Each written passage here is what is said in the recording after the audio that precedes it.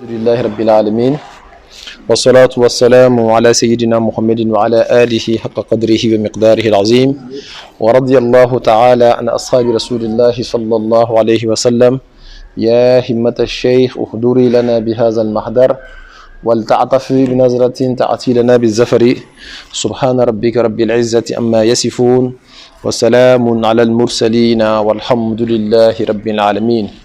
Une autre fois, nous disons merci à Allah subhanahu wa ta'ala et nous bénissons le sceau du prophète, à savoir le prophète Mohammed sallallahu alayhi wa sallam. Nous demandons l'agrément de Dieu pour tous ses amis, pour notre grand cheikh Ahmad Tijani radiyallahu ta'ala anhu, qui est l'objet de toutes les études que nous sommes en train de faire ici, Inch'Allah, car Ruhul Adab est tissé autour de la tariqa Tijaniya, laquelle tariqa a été remise à Cheikh Ahmad Tijani radiyallahu ta'ala anhu. La tariqa Tijaniya, étant donné qu'elle est comme le cœur des autres écoles spirituelles, sa discipline peut se reprendre dans les différentes écoles spirituelles.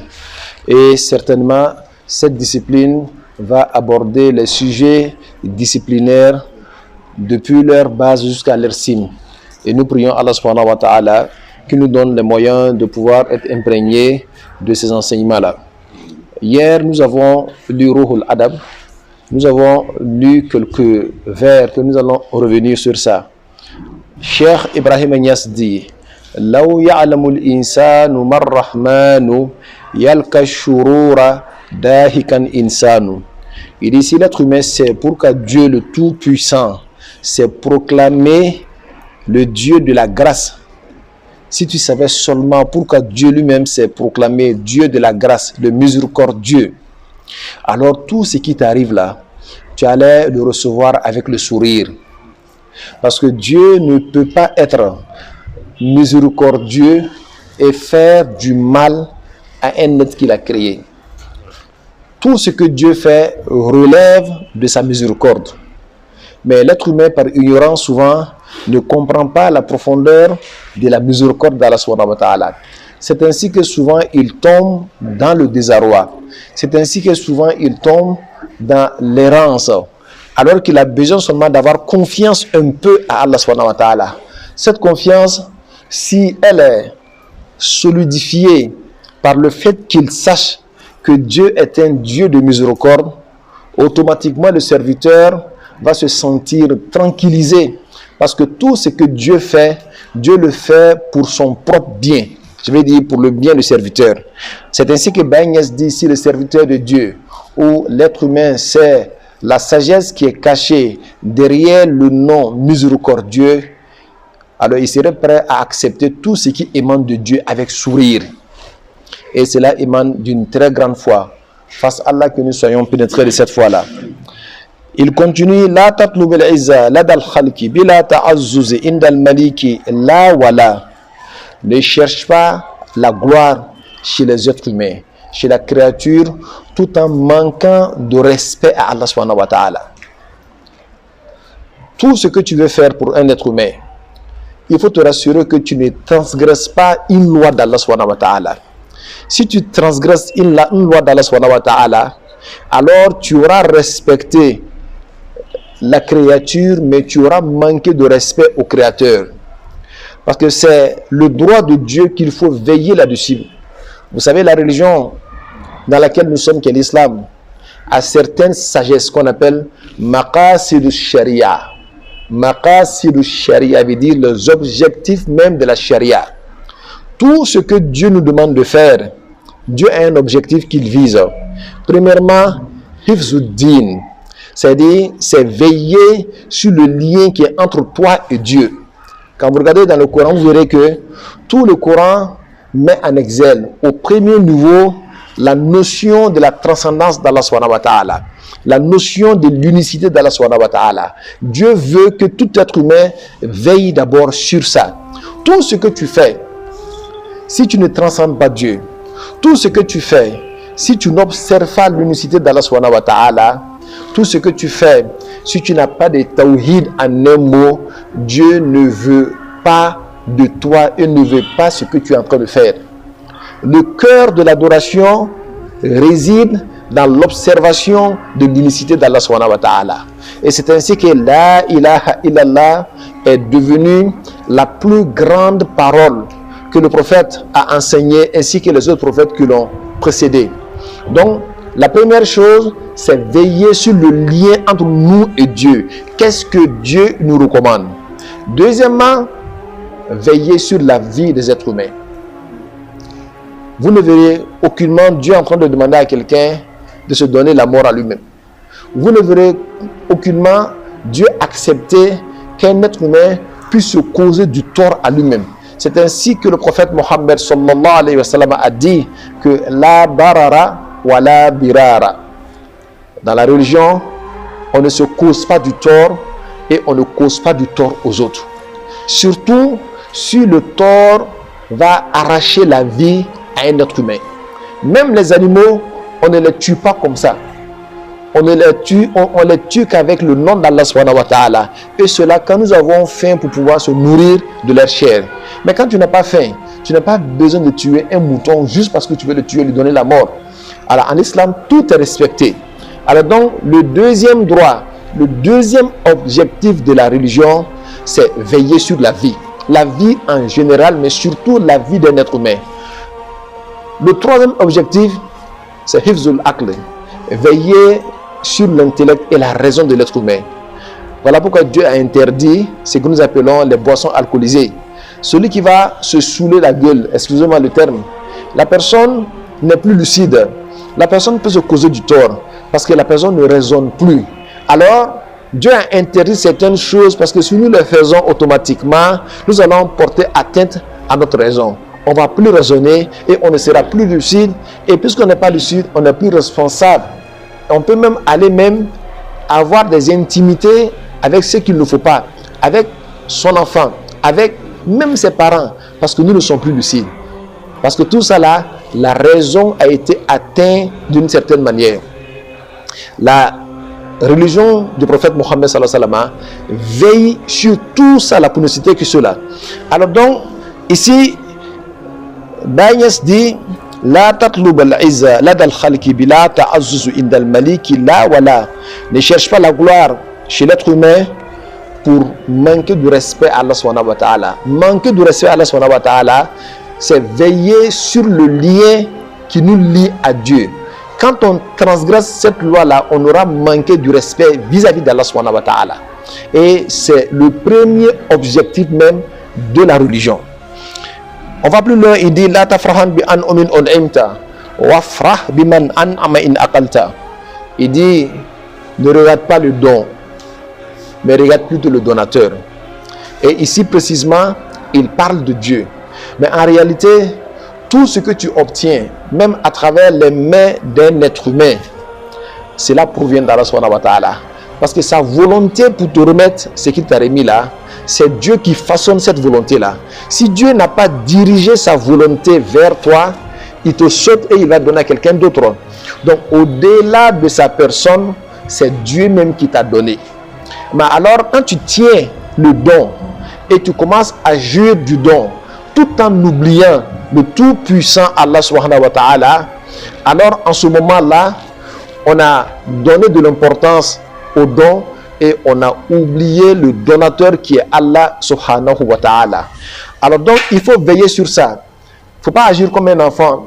Quand il reçoit le cadeau que le Père lui a donné, automatiquement, toute sa concentration, c'est le cadeau, tout en négligeant le Père même qui lui a donné ce cadeau-là. Il ne se rappelle que le Père est là que lorsque le cadeau-là est foutu, lorsque le cadeau est gâté. Alors, l'être humain qui a atteint une certaine maturité spirituelle, quand il voit la main qui a donné, il ne regarde pas le don, mais c'est la main là qu'il saisit et il remercie cette main-là. Et c'est ainsi qu'il faut comprendre qui fait vraiment. Et celui qui fait vraiment, c'est Dieu en réalité. C'est comme quelqu'un qui va dans une maison. Il veut rentrer dans la maison, il voit que la porte est fermée. Il regarde dans le trou de la serrure là, il voit une plume qui est en train d'écrire. Il dit quoi? Il dit que la plume est en train d'écrire. Ok, parce que c'est la plume qu'il a vu qui est en train d'écrire. Et puis le trou de la serrure s'élargit un peu plus. Il voit une main qui tient la plume. Ah, il dit non, non, non, c'est la main qui est en train d'écrire. Alors, on va plus loin, le trou s'élargit, il voit un être humain. Qui écrit en réalité? C'est la plume qui écrit, ou bien c'est la main qui écrit, ou bien c'est l'homme là qui est en train d'écrire. En réalité, c'est l'homme là qui est en train d'écrire. C'est l'homme là qui est en train d'écrire. Donc, en réalité, c'est Dieu qui te donne. Même si c'est la main d'une personne qui te donne, c'est Dieu qui te donne, parce que c'est lui qui tient le cadeau de par sa main. Alors, parce que nous soyons, que nous ayons la bonne compréhension. En réalité, tout don est éphémère, mais le donateur, lui, il est éternel. L'éternité de Dieu n'a pas de faille. L'éternité de Dieu, on ne peut même pas l'imaginer. C'est-à-dire, aussi longtemps que l'espace et le temps existera, aussi longtemps que l'espace et le temps n'existera point, Dieu sera toujours là. Dieu, il est le premier, il est le dernier, il est l'apparent, il est le caché, c'est lui-là même qui a créé l'espace et le temps.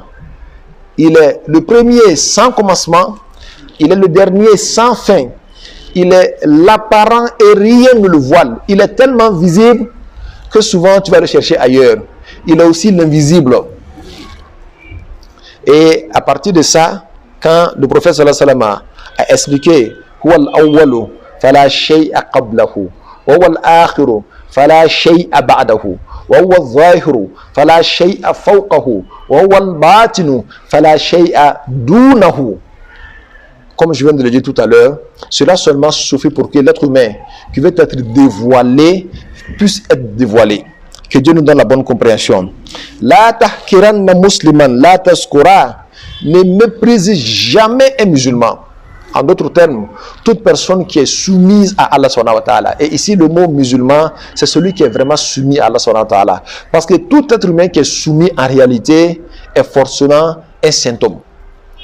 On est soumis, et c'est ça qui fait relever notre dimension de servitude. Quand quelqu'un dit qu'il est le serviteur de Dieu là, c'est par rapport à sa soumission d'Allah subhanahu wa ta'ala. Parce que celui qui est rebelle n'est pas soumis. Et le prophète Mohammed sallallahu alayhi wa sallam a reçu tout ce qu'il a reçu parce que il est serviteur d'Allah subhanahu wa ta'ala. Il a dit à l'ange Israfil, quand il est venu le voir, alors qu'il avait pris la forme d'un être humain sur un cheval, il a dit que Dieu m'a demandé de choisir entre deux situations. De choisir d'être un prophète roi ou un prophète esclave. Et moi, Mohammed, j'ai choisi d'être un prophète esclave. Je mange comme mangent les esclaves. Quand j'en ai, je mange. Et quand je n'ai pas, je prie Allah subhanahu wa ta'ala. Et j'accepte de me résigner dans les mains de Dieu. Et c'est comme ça que tout esclave est. Voilà pourquoi on appelle Mohammed Abdullahi wa Rasuluhu. Mohammed, serviteur de Dieu, avant de dire Mohammed, messager d'Allah subhanahu wa ta'ala. Il avait le choix d'être un prophète comme le prophète Salomon, comme le prophète David. C'était un prophète roi. Mais le prophète a plutôt choisi d'être un prophète esclave d'Allah subhanahu wa ta'ala.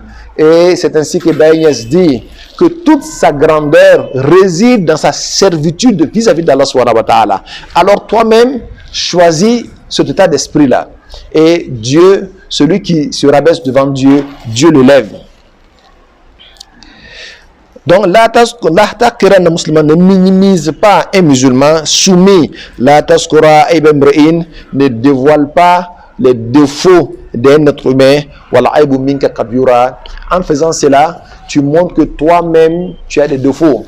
Quand je vais m'asseoir avec Ishaka, je dis que Hassan est mauvais. Je suis en train de dire à Ishaka que moi-même, je médis de Hassan. Donc déjà, en médisant de quelqu'un, tu affiches toi-même tes défauts. Et ça peut être pire que ça. Que Dieu nous en préserve. La tadurranna musliman, wala uzahara durru ala yadayhi. Ne cause pas du tort à un être soumis à Allah subhanahu wa ta'ala. Même si celui-là t'avait causé du tort, il faut pardonner. Da'aban faqtafir. Fa inna zal khalqi ibadallah. Sache que ce que tu vois là sont les serviteurs d'Allah subhanahu wa ta'ala. ceux-là qui sont soumis à Allah sont des serviteurs d'Allah subhanahu wa ta'ala. Même ceux qui ne sont pas soumis à Allah sont des serviteurs d'Allah, des créatures de Dieu. Fala tadurru akhi ibadallah. Oh mon frère, ne cause pas du tort aux serviteurs d'Allah subhanahu wa ta'ala. Walasta tarda man yadurru abdaka. Parce que toi-même, tu n'accepterais point que quelqu'un cause du tort à tes esclaves. Même s'ils sont en tort. Même s'ils sont en tort, tu n'accepterais point. Alors ainsi, je te demande d'avoir la crainte d'Allah subhanahu wa ta'ala. Ça veut dire ce que tu vas faire là. Et comme ce que tu ne veux pas faire, regarde Dieu pour le faire. Et Dieu nous suffit largement. Walazimi al-huzna wa zikra al-mauti la tansahu kaza su'al al-mayyit. Quand Bayes a fini d'expliquer ce que nous devons faire vis-à-vis des autres, et ceci aussi est une discipline, pour faire une marche bonne et correcte vis-à-vis d'Allah subhanahu wa ta'ala, il ne suffit pas seulement d'entretenir le lien entre toi et Dieu qu'on appelle le lien vertical, mais il est également important d'entretenir les liens horizontaux, toi et tes semblables. Et quand on vit en société, il n'y a rien à faire, on va forcément se causer du tort les uns les autres. Et si cela arrivait, alors il t'a montré comment est-ce qu'il faut te comporter. En te disant, toi-même ne sois pas le premier à causer du tort. Jamais. Si tout le monde pense qu'il ne doit pas causer du tort à son frère, on verra qu'il aura peu de tort causé aux êtres humains. Parce que chacun est dans un esprit de s'éloigner, de faire du tort à son prochain. Alors quand il a fini de citer cela, il dit voilà zimil huzna wa zikra al-mauti. Il dit observe le chagrin et observe la mort. Car toute âme est appelée à mourir un jour. Et quand tu penses à la mort, automatiquement tu es habité par le chagrin. Quand tu penses à la mort, ça crée en toi forcément une forme d'ascétisme. Parce que souvent quand on s'élève, on est tellement en train de chercher, on oublie même qu'on peut mourir. On est tellement chaud pour obtenir dunya que souvent on pense qu'on a un engagement avec Dieu de vivre 100 ans ou 200 ans. Ou 200 ans. Alors donc faites attention, quand nous voulons acquérir le monde, on veut acquérir les biens de ce monde-là, pensons à la mort. Souvent ça va nous amener à nous freiner un peu. Ça va nous amener dans les manières de recherche de ce dunya-là, chercher dunya avec respect d'autrui et Allah subhanahu wa ta'ala. Mais quand on oublie totalement la mort, c'est à partir de là-bas que toute forme d'injustice s'installe dans nos activités que nous faisons. Quand tu penses à la mort, tu vas t'abstenir à cause du tort et à être injuste vis-à-vis des autres parce que tu sais que tu vas rendre compte. Et c'est ainsi qu'il continue. Il dit la tansahu, ne l'oublie pas. Kaza su'alul mayiti. Et n'oublie pas que depuis la tombe, tu vas commencer à rendre compte en étant soumis, ça veut dire en subissant l'interrogatoire de Munkar ou Nakir. Et quand tu penses à cela, il y a de fortes chances que tu te ressaisisses. La plupart des personnes parlent de la mort, mais ne croient même pas à la mort vraiment. La plupart des personnes parlent de la mort. Ils ne sont même pas convaincus du grand jour du jugement dernier. Quand on pense à tout ça, normalement, on doit avoir de la retenue dans notre vie. Mais quand tu vois des personnes qui pensent que tout ça existe, et quand tu regardes leur comportement, il n'y a pas de retenue. Ils sont prêts à faire n'importe quoi. Cela nous amène à dire que ces personnes ne croient même pas que demain ils vont rendre compte. Si tu crois que demain tu vas rendre compte, je te le jure qu'il y a des choses que tu ne ferais pas. Que Dieu nous aide. Parce qu'il n'y a rien à faire. Surtout même pendant ce moment de Covid-19, que nous voyons les morts partout, depuis l'Occident jusqu'en Afrique ici. Cela doit nous amener aussi à réfléchir un peu. La plupart des êtres humains n'ont pas peur de Dieu. Ils n'ont peur que de la mort. Et c'est ainsi que Bagnès, radiyallahu ta'ala anhu, a cité la mort. Si tu n'as pas peur de Dieu, sache que la mort ne va pas te rater. Et la mort est à la porte de tout un chacun. Que Dieu nous donne la bonne compréhension. La Bouddha, an tuqaddima ta'alluma. Quand Bagnès a fini d'expliquer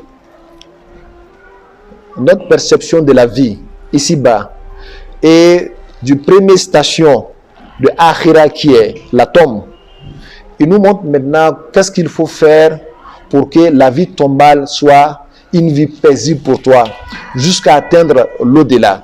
Il dit la Bouddha an tuqaddima ta'alluma. Il dit tu dois nécessairement chercher le savoir. Fakun li shir'atil ilahi muhkama. Il faut également maîtriser la charia que Dieu a fait descendre sur le prophète Mohammed sallallahu alayhi wa sallam. La Bouddha an tuqaddima ta'alluma. Tu dois obligatoirement chercher l'instruction, al-ilmu. On a dit la dernière fois que le savoir en réalité est une qualité de Dieu, est un attribut de Dieu. Quand on dit qu'un être humain est sachant, ça veut dire que Dieu s'est manifesté en cet être-là par rapport au savoir. Mais à l'origine, le savoir n'appartient qu'à Allah subhanahu wa ta'ala. Et le savoir de Dieu n'a pas de commencement ni de fin. Ça veut dire que le savoir de Dieu n'est pas précédé par l'ignorance. Un être humain, avant que Dieu ne se manifeste en lui de par son savoir, il était ignorant. Et après, quand Dieu se manifeste à lui de par le savoir, par l'attribut de la science et du savoir, la personne commence à savoir. Donc avant cela, il ne savait pas. C'est à partir d'un certain moment qu'il a su. Mais alors que Dieu, son savoir, n'est pas comme ça. Et le savoir est tellement important. Dieu dit min ibadihi l'ulama. Sachez que ceux qui craignent Allah subhanahu wa ta'ala sont ceux-là qui sont les savants, ceux-là qui savent. Parce que quand tu ne sais pas ce que Dieu aime et tu ne sais pas ce que Dieu déteste, tu n'es pas apte à te façonner à ce que Dieu aime ou à éviter ce que Dieu n'aime pas. Puisque tu ne sais pas. Et celui qui ne sait pas fera beaucoup de gaffes. Et pour éviter les erreurs dans ta relation avec Allah subhanahu wa ta'ala, tu es donc obligé de chercher à savoir ce qui est permis, ce qui est autorisé, ce qui est interdit, ce qui est excusable. Tout ça fait partie de la charia. C'est ainsi qu'il dit wa kulli shir'atil ilahi muhkima. Et c'est ainsi que Bagnès dit qu'il faut tout faire pour maîtriser la charia. Il ne faut pas dire que non, comme moi je ne suis pas allé faire l'école française, que voilà pourquoi cela est une excuse pour moi. C'est faux. Aujourd'hui, tout ce qui est écrit en arabe pratiquement a été traduit. Et aujourd'hui, Dieu a donné le savoir aux êtres humains. Tu vois même l'enfant qui est né devant toi, à quelques années, un peu seulement, il sait des choses que tu ne sais pas. Si tu veux savoir, la porte est ouverte. Et la porte au savoir, c'est l'interrogation. Il faut accepter et avoir l'humilité de poser des questions quand tu ne sais pas. Celui qui pose des questions n'est pas comme celui qui ne pose pas des questions. Celui qui pose des questions prouve qu'il réfléchit à des choses. Il se met en cause sur beaucoup de choses et il veut savoir. On ne peut pas savoir quand on ne veut pas savoir. Ce n'est pas possible. Quand tu veux savoir, la première porte, c'est poser des questions. Même à l'école, les enfants qui posent des questions, ça prouve que c'est ceux-là qui méditent beaucoup ce que le directeur ou l'enseignant dit. Et ça prouve que c'est ceux-là qui font des recherches. Celui qui fait des recherches sera toujours coincé sur quelque chose qu'il n'a pas compris, qu'il veut découvrir. Et aujourd'hui, Dieu a répandu le savoir. Par l'internet, tu sais. Même le portable qu'on a là, c'est un couteau à double tranchant. Celui qui veut s'instruire à partir de l'internet dans son portable, la personne peut le faire. Il suffit seulement de sélectionner ce que tu veux apprendre. Aujourd'hui, tout est sur le net. Donc Dieu a rendu facile l'apprentissage aujourd'hui. Le musulman demain n'aura pas d'excuses auprès d'Allah subhanahu wa ta'ala en disant que ah Dieu, moi je ne savais pas. Même aujourd'hui, j'ai découvert un logiciel là pour connaître, j'allais dire, le niveau des hadiths.